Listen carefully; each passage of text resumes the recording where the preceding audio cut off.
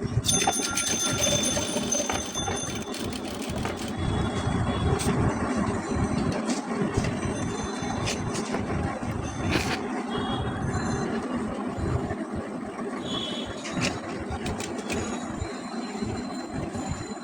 সুতাগুলো অনেকে দেয় না, এই সুতাগুলো দিয়ে দিবেন, তাহলে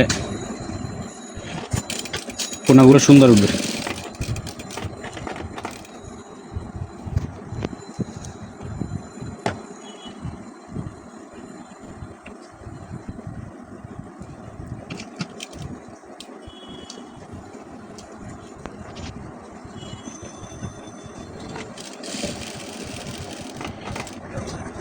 প্রত্যেকটা কোনায় একটা করে সুতা লাগাই দিবেন,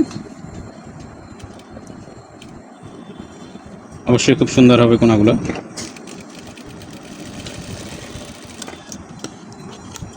পরে চাপ সেলাইয়ের আগে অবশ্যই সিজারিং করে নেবেন সুন্দর মতো।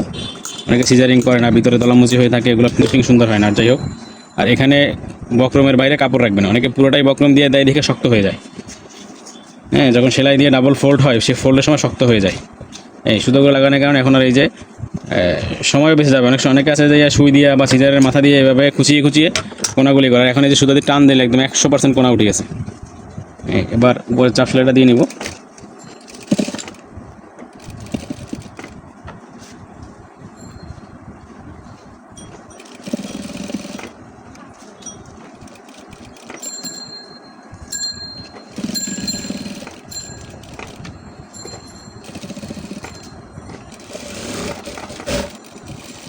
চাপ সেলাইটা দিয়ে নিলাম।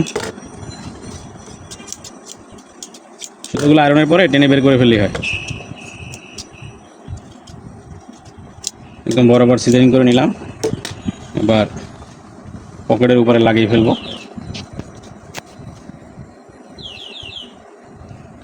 এক সুতা গ্যাপ রেখে, পকেট থেকে এক সুতা গ্যাপ রেখে 1 ফিট বরাবর সেলাই দিলেই হয়।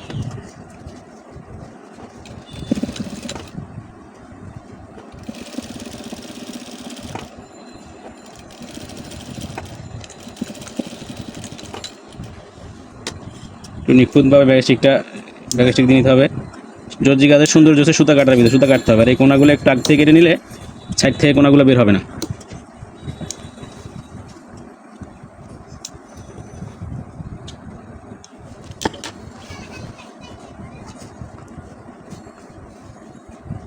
এখন চাপ সেলাইটা দিয়ে নিব। এটা 1 ফিট দিব, এটার পকেটের উপরে উঠবে না।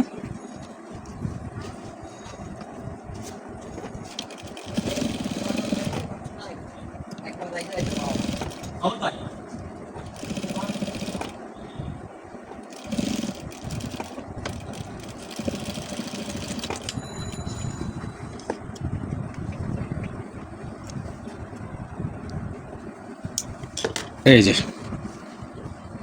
পকেটের ঢাকনা হয়ে গেল। এখান থেকে যে পকেটটা একদম ফ্রি, ভিতরের রয়েসটাও নাই, এই যে ভিতরের রয়েসটাও নাই, একদম পাকা হয়ে গেছে। হ্যাঁ, এই বরাবর।